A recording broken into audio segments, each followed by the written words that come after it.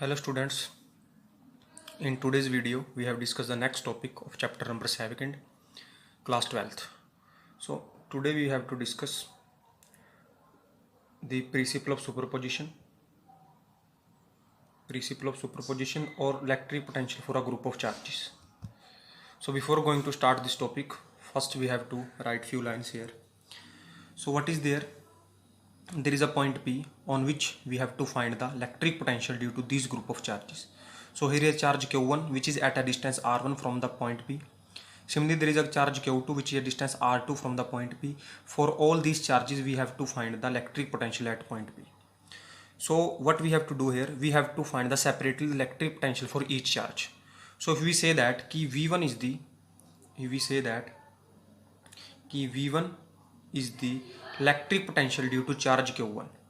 So that V1 value comes out to be 1 upon 4 pi epsilon naught Q1 divided by R1. So this is your first equation. Similarly, we have to find the second. For second its value V2. तो V2 क्या होगा 1 upon 4 pi epsilon naught, that is Q2 divided by R2. So this is second. Similarly for the nth charge जो आपका यहाँ पे है, तो इसके लिए क्या होगा, that is we say that Vn, बीच में सारे आगे जो रिमेनिंग थे तो 1 की value 1 upon 4 pi epsilon naught Qn divide by Rn. Qn वो चार्ज है, Rn उसका क्या है, डिस्टेंस है. अब कभी भी आपने अगर किसी भी पॉइंट के ऊपर इलेक्ट्रिक पोटेंशियल निकालना है किसी भी ग्रुप ऑफ चार्जेस के लिए, जो टोटल पोटेंशियल होगा that is the algebraic sum of all the potential.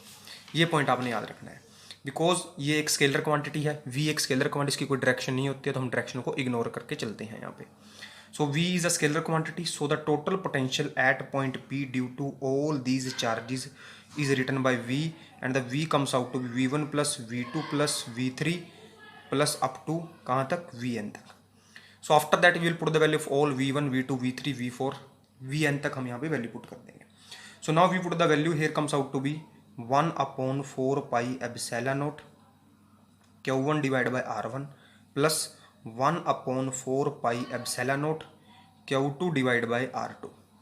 Up to कहाँ तक जाएंगे, n तक जाएंगे, तो यहाँ आएगा 1 upon 4 pi epsilon naught Qn divide by Rn. अब कहेंगे कि ये कहाँ से बेटा, ये हमने कल टॉपिक किया था फॉर अ सिंगल चार्ज.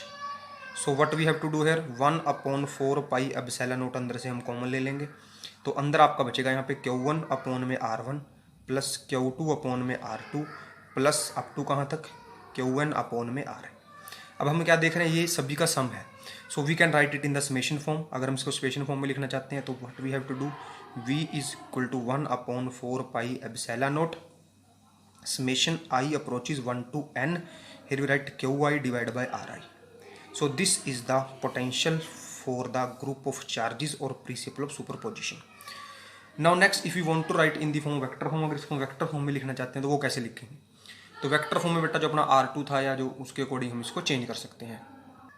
अब जो पिछला डायग्राम था उसके अंदर हमने जो पॉइंट 4 था उसको ओरिजिन पे रखा हुआ था, दिस पॉइंट P, यहाँ पे हमने इसको ओरिजिन पे ले रहे थे. लेकिन अगर हम ओरिजिन पे ना निकाल के कहीं और पे निकालना चाहते हैं किसी भी चार्ज के लिए, चार्ज आपका यूनिट पॉजिटिव ही होगा, तो हमने क्या कह दिया, हमने यहाँ पे कोऑर्डिनेट प्लेन बना दिया कि like this is a coordinate plane. Clear, ये आपका कोई चार्ज है, this is your charge, unit positive charge, plus इसका जो पोजीशन वेक्टर है वो R0 है. सिमिलरली यहाँ पे कोई पॉइंट है, ये चार्ज Q1 है. सिमिलरली यहाँ पे कोई चार्ज है, ये आपका क्या है, Q2 है. और यहाँ पे कोई चार्ज है, ये आपका क्या है, Qn है. So now what we have to do here, we have to draw here position vector. तो पोजीशन वेक्टर ड्रॉ करना पड़ेगा. मान लो इसका क्या था, R1 था, इसका क्या है R2 है और इसका क्या है Rn है. तो इनको हम मिलाएंगे, जब आप R1 ड्रॉ करेंगे तो ये R1 होगा. तो R1 की वैल्यू क्या होगी आपको पता ही है, previously we have drawn here. इसको लिख दें R0 माइनस R1, तो ये आपका हो गया डिस्प्लेसमेंट वेक्टर. सिमिलरली जो R2 की वैल्यू होगी इस यूनिट पॉइंट से, तो ये आपका हो जाएगा यहाँ से R0 माइनस R2. सिमिलरली जो आपका ये Rn होगा इसकी वैल्यू हो जाएगी R0 माइनस Rn. सो ना next what we have to do, फिर से हम V की वैल्यू निकाल लेंगे वही पहले की तरह, लेकिन जो अब V1 होगा उसमें लिख देंगे 1 upon 4 pi epsilon naught Q1 divide by. तो now what is the distance between the, this is in unit positive vector and Q1, तो इनके बीच में डिस्टेंस कितना है वो हमने लिखा था R0 1, तो यहाँ पे आ जाएगी value R0 1. Clear, because these are in the position vector form, तो इसके ऊपर वेक्टर डालना जरूरी है. Similarly 1 upon 4 pi epsilon naught Q2 divide by R0 minus R2, this is a displacement vector. Plus 2 अब तो कहाँ जाएंगे, n तक जाएंगे. अब इसको भी समेशन की फॉर्म में लिख सकते हैं हम, क्योंकि अंदर से आपका 1/4 पाई जो एप्सिलॉन नॉट है वो तो कॉमन आ जाएगा, तो समेशन यहाँ पे क्या होगा, आई अप्रोचेज 1 to n, ऊपर बन जाएगा Q I divide by R naught, तो क्या है सब में कॉमन है और यहाँ पे आ जाएगा आर आई।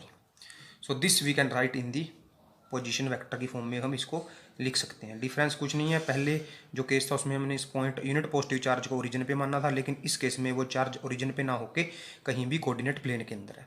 तो ये आपका टॉपिक था सुपरपोजिशन ऑफ चार्जेस और potential at a point due to the large number of charges. तो इसका आपका जो नेक्स्ट टॉपिक है अब हमने निकालना है electric potential at any point due to electric dipole. तो आपका जो नेक्स्ट टॉपिक है वो है electric potential at any point due to an electric dipole. जैसे हमने क्या किया था, किसी डायपोल के लिए इलेक्ट्रिक फील्ड निकाला था, अब वैसे ही हम एक डायपोल लेंगे, उस डायपोल के लिए हम क्या निकाल लेंगे, इलेक्ट्रिक पोटेंशियल की वैल्यू निकाल लेंगे। ठीक है, तो फिर से हम क्या कंसीडर करेंगे, वी कंसीडर दैट कि दिस इज अ डायपोल, ये कोई डायपोल है। अब आपको तो what is dipole, dipole consist two charges which are equal in magnitude but opposite in sign. तो ये प्लस का क्यू, ये क्या हो गया आपका plus minus Q plus Q. So we consider that कि this is a point P, ये कोई पॉइंट पी है जहाँ पे मैंने क्या निकालना है, इलेक्ट्रिक पोटेंशियल निकालना है किसी भी डायपोल के लिए। So again this is the 2l is the length between the, ये दोनों के बीच में लेंथ है, तो हमने इस डायपोल के इस पॉइंट को यहाँ मिला दिया। क्लियर, तो वी से दैट कि ये भी l है और ये भी l है, मिड पॉइंट हो गया इसका। ठीक है, उसके बाद हम क्या कहते हैं कि ये चार्ज Q1 है, ये चार्ज आपका Q2 है। हमने कह दिया कि दिस एंगल जो आपका ये एंगल है दिस इज थीटा, ये एंगल कितना होगा थीटा, तो यू ऑल नो दैट कि दिस एंगल कितना हो जाएगा 180 minus theta. Clear, so after that we meet this point, इस पॉइंट को यहाँ मिलाएंगे। वी से दैट कि ये वैल्यू कितनी है भाई, ये R1 है और जो ये वैल्यू आपकी है ये आपकी क्या है R2 है। ये R1 और R2 हमने फाइंड कर लिए। अब उसके लिए चलते हैं इसके बाद हम आगे। ठीक है, तो देखते हैं क्या होगा इसके अंदर। R1 निकाल लिया, R2 निकाल लिया, दोनों लिख लिए हमने।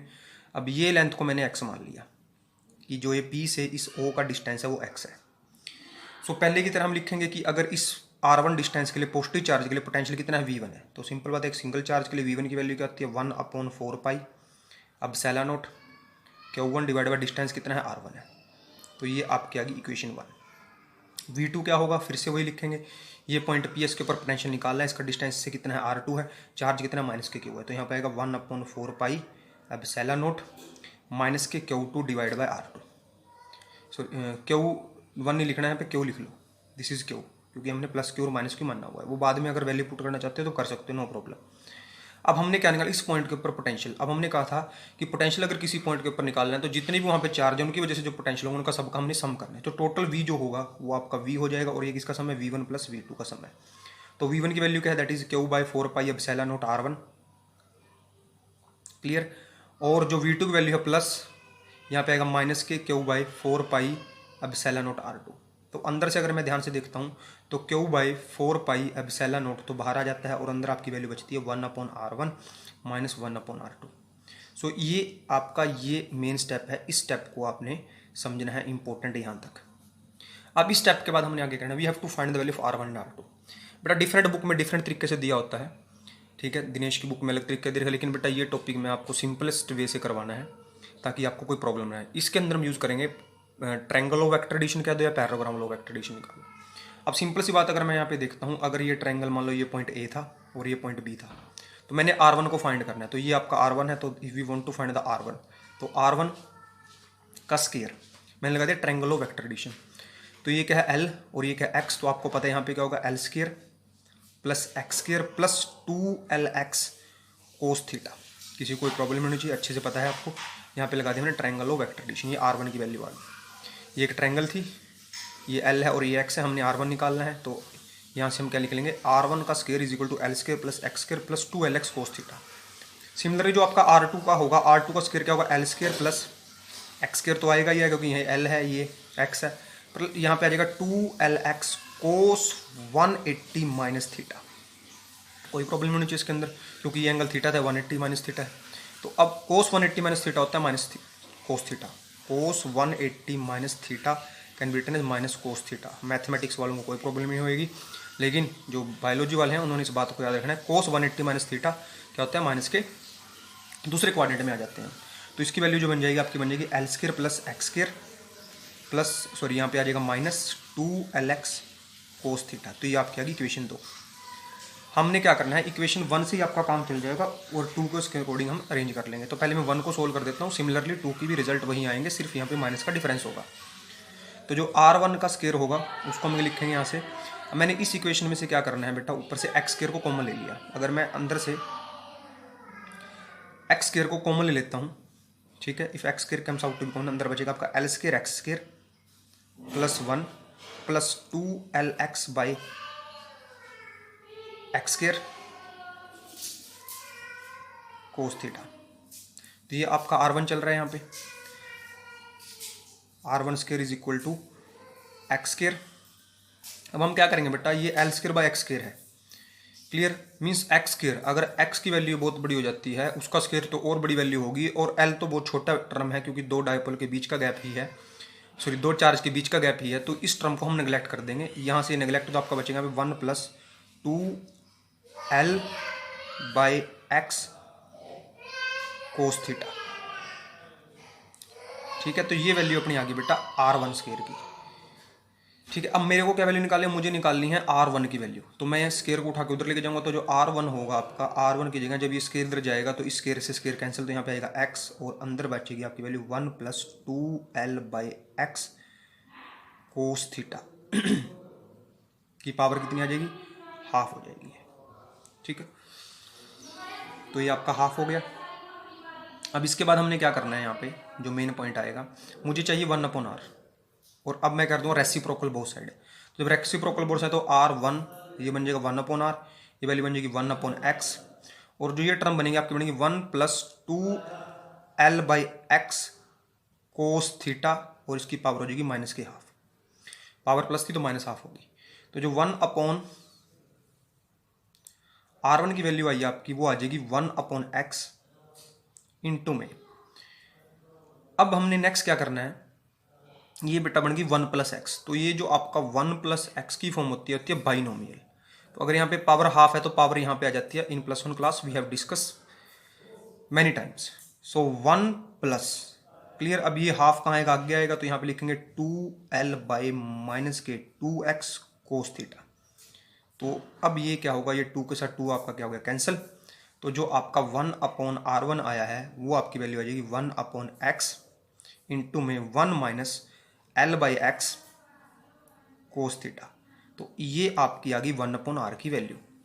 तो इसको मैं कह देता हूँ दिस इज इक्वेशन नंबर 4 या इक्वेशन नंबर 3। अब जैसे मैंने R1 के ऊपर काम किया, सिमिलरली हम R2 के ऊपर काम करेंगे। तो R2 के अंदर आपने क्या देखना है, R2 के अंदर बेटा देखो सिंपल सी कंसेप्ट है, याद रखना है। R1 के अंदर यहाँ पे प्लस का साइन था, और जब हम फाइनल रिजल्ट पे पहुंचे तो यहाँ पे माइनस आया। अब R2 जो है, R2 के अंदर यहाँ पे क्या है, माइनस का साइन है। तो जब इसको सारे को सोल्व करेंगे तो ये आपका प्लस का साइन आ जाएगा, ठीक है। तो अब हमने यहाँ पे वैल्यू निकालनी है। सिमिलरली R2 मैं डायरेक्टली लिख देता हूँ, तो R2 वैल्यू होगी 1/x, फिर से कॉमन आएगा, अंदर जो वैल्यू आएगी वो आ जाएगी 1 plus L by x cos theta. तो हमने R1 निकाल लिया, हमने R2 निकाल दिया, this is equation number 4। So now we have to put in the equation which we write important, जो हमने यहाँ इंपॉर्टेंट लिखा था उसके अंदर हमने इस वैल्यू को पुट करना है। तो यहाँ पे पुट करेंगे और देखेंगे what is your final result. So now see what is your result. तो हमने लिखा था v is equal to 1/4 pi epsilon naught, क्यों बाहर था, अंदर थी वैल्यू 1/R1 माइनस 1/R2। तो ये अपना रिजल्ट था। अब इसके अंदर R1 पुट करना है, इसके अंदर हमने क्या पुट करना है, R2 पुट करना है 1/, तो Q by 4 pi epsilon not, this is Q not नहीं है बेटा, गलती से हो गया था यहाँ पे। वैल्यू पुट करते हैं पहले 1/R1 की, तो 1/R1 था आपका 1/x bracket 1 minus L by x cos theta minus 1 plus L by x cos theta. ये आपका रिजल्ट था, और इसके साथ भी क्या था यहाँ पे 1/x था। तो बेटा दोनों जगह से 1/x को हम बाहर ले लेंगे, तो वैल्यू बन जाएगी Q by 4 pi epsilon not x. तो अंदर क्या बचा अपने पास 1 minus L by x cos theta. अब इस माइनस के साइन को जब अंदर ले जाएंगे तो यहाँ बनेगा -1 और ये भी क्या हो जाएगा -1 माइनस के L by x cos theta. Clear. तो ये माइनस के साथ माइनस कैंसिल होगा, ये माइनस के एल बाई एक्स माइनस के एल बाई एक्स, अगर मैं माइनस को बाहर लेता हूँ तो L by x cos theta L by x, तो ये बन गया 2l कोस थीटा।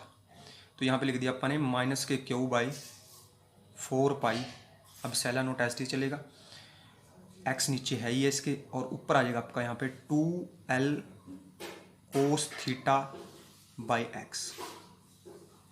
ठीक है,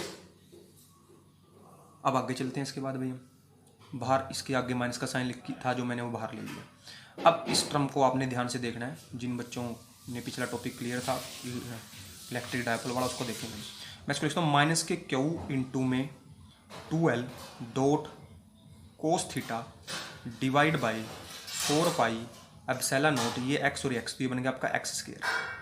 तो ये जो क्यू इंटू में 2l है, because we have to take the magnitude of the charges, हमने चार्ज का मैग्नीट्यूड लेना है, इंटू में 2l, it can be written as p, इसको हम पी लिख देंगे, पी मीन्स इलेक्ट्रिक डायपोल। तो ये आपका बन जाएगा P cos theta divide by 4 pi epsilon not x square. हमने एक्स डिस्टेंस माना तो एक्स लेंगे, अगर आर मानते तो आर आ जाता आपका भाई। तो ये आ गया वी, तो ये आ गया इलेक्ट्रिक पोटेंशियल एट इक्वेटोरियल हमने निकाल दिया। अब वो कहीं ना कहीं कोस पे डिपेंड कर रहा है। अब मैं यहाँ पे छोटा सा डायग्राम बनाऊंगा, उसके साथ आपका टॉपिक खत्म हो जाएगा। If we want to find at the axial पे निकालना है, एक्सियल मतलब इस पॉइंट पे निकालना है, तो इस केस में जो हमने एंगल लिया था ये एंगल आपका थीटा था। क्लियर। अगर मैं इस पॉइंट के ऊपर निकालता हूँ तो ये जो डिस्टेंस हमने x माना था, तो फिर से ये डिस्टेंस अगर हम x मानते तो this theta we will write here, theta कितना आता 0 डिग्री आता। क्यों? क्योंकि इसी पॉइंट के ऊपर से हमने क्रॉस होकर जाना यहाँ पे। ठीक है, इस पॉइंट के ऊपर हमने जाना था क्रॉस होकर यहाँ से। अगर फिर भी आप करना चाहते हो सेम डेरिवेशन जैसे आपने इलेक्ट्रिक फील्ड के लिए किया था, वही आप पोटेंशियल के लिए करोगे और एट द एंड आपको 0 आंसर मिलेगा। तो ये थीटा कितना होगा 0, तो मैं यहाँ पे लिख सकता हूँ एट एक्सियल जो थीटा आपका है वो 0 डिग्री है। तो अगर थीटा आपका 0 डिग्री होगा